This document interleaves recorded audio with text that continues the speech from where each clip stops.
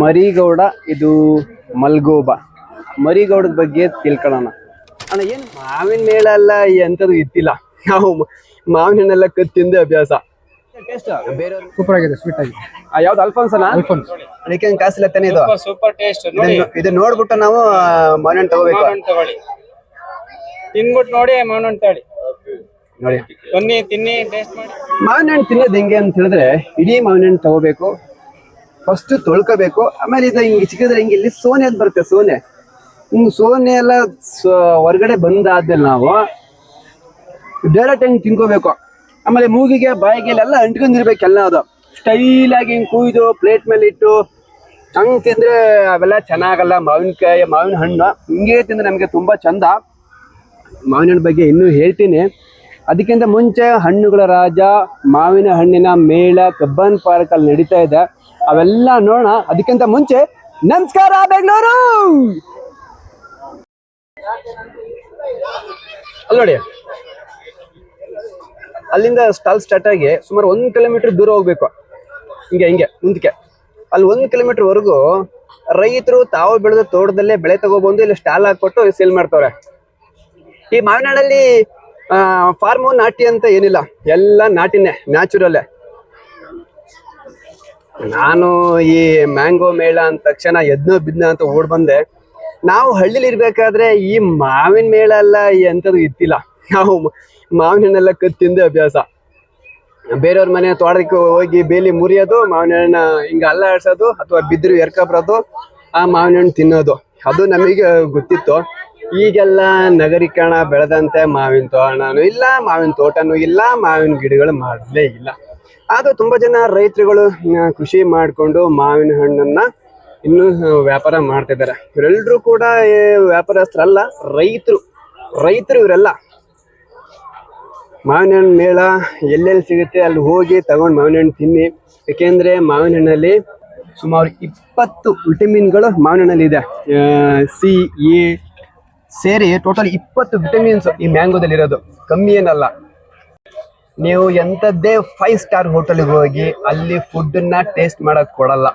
ಆದ್ರೆ ನಮ್ಮ ರೈತರು ಹಾಗಲ್ಲ, ಮಾವಿನ ಹಣ್ಣು ಏನಾದ್ರೂ ತಗೋಕಿಲ್ಲ ಮುಂಚೆ ಇಲ್ಲಿ ಟೇಸ್ಟ್ ಕೊಡ್ತಾರೆ. ಟೇಸ್ಟಿಗೆ ಕೊಡಿ ಒಂದು ಪೀಸ್ ಯಾವ್ದು, ಅದಕ್ಕೆ ಕಾಸಿಲ್ಲ ತಾನೆ ಇದು. Super taste. ಇದು ನೋಡ್ಬಿಟ್ಟು ನಾವು ಮಾವಿನ ಹಣ್ಣು ತಗೋಬೇಕು. ತಿನ್ಬಿಟ್ಟು ನೋಡಿ ಮಾವಿನ ಹಣ್ಣು ತಗೊಳ್ಳಿ. ನೋಡಿ ಬನ್ನಿ ತಿನ್ನಿ, ಟೇಸ್ಟ್ ಮಾಡಿ. ಅದಕ್ಕೆ ಹೇಳೋದು ದೇಶದ ಬೆನ್ನೆಲುಬು ರೈತ ಅಂತ ಹೇಳಿ.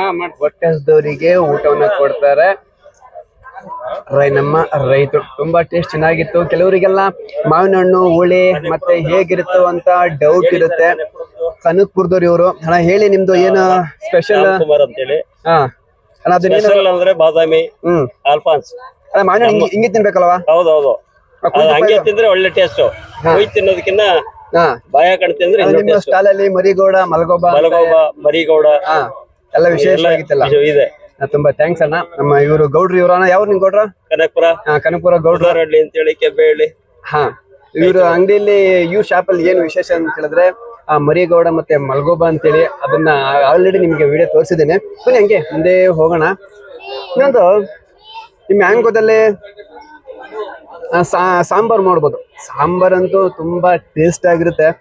ಈ ಮಾವಿನಕಾಯಿ ಹಣ್ಣು ಹಾಕಿದ್ರೆ ಮುಂಚೆ ತಿಂದ್ರೆ ಉಪ್ಪು ಖಾರ ಹಾಕೊಂಡು ತುಂಬಾ ಚೆನ್ನಾಗಿರುತ್ತೆ. ಮ್ಯಾಟ್ರ್ ಏನ್ ಗೊತ್ತಾ, ರೈತರು ಉತ್ತು ಬೆಳಿತಾರೆ, ಬೆಳೆದಾದ್ಮೇಲೆ ಮಾರ್ಕೆಟಿಗೆ ತರ್ತಾರೆ, ಆದ್ರೆ MRP ಇಲ್ಲ. ಕೆಲವರು ರೈತರು ಬೆಳೆದಿದ್ದ ಬೆಳೆಗೆ ಚೌಕಾಸಿ ಮಾಡ್ತಾರೆ. ಯಾಕೆ ಮಾಡ್ತಾರೆ ಚೌಕಾಸಿ? ಏನ್ ಅವ್ರಿಗೇನು ಪುಕ್ಸಟೆ ಬಂದಿರತ್ತಾ? ಕಾರ್ಖಾನೆಗಳೆಲ್ಲ ನೀವು MRP ಹಾಕ್ಬಿಟ್ಟು ಬ್ರ್ಯಾಂಡ್ ಅಂತ ಮಾಡ್ತಾ ಇರ್ತಾರೆ. ಇದು ನಮ್ದು ಸ್ವದೇಶಿ ಬ್ರ್ಯಾಂಡ್. ಈ ಬ್ರ್ಯಾಂಡಿಗೆಲ್ಲ ನೀವು ಚೌಕಾಸಿ ಮಾಡೋದು ಏನು ಮಾಡಕ್ ಹೋಗ್ಬೇಡಿ.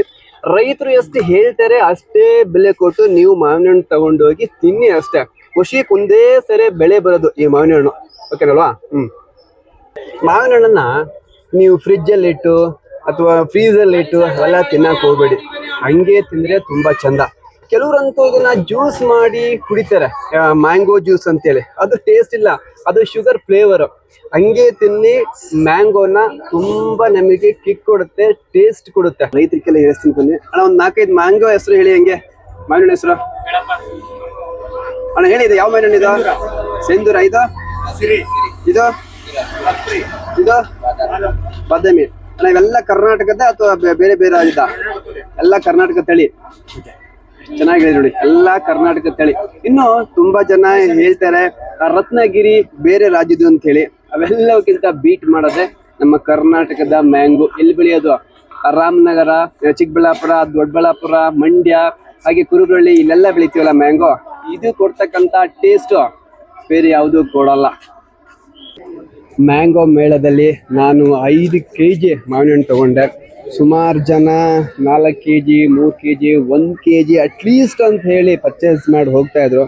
ನೀವು ಫ್ಯಾಮಿಲಿ ಮೆಂಬರ್ಸ್ ಆಗಿದ್ರೆ ಕನಿಷ್ಠ ಪಕ್ಷ 5 kg ತೆಗೆದುಕೊಂಡು ಹೋಗಿ 10 ದಿನ ಮನೇಲಿ ಇಡ್ಬೋದು ಈ ಮ್ಯಾಂಗೋನ. ಇದರಲ್ಲಿ ಯಾವುದೇ ಸೈಡ್ ಎಫೆಕ್ಟ್ ಇಲ್ಲ.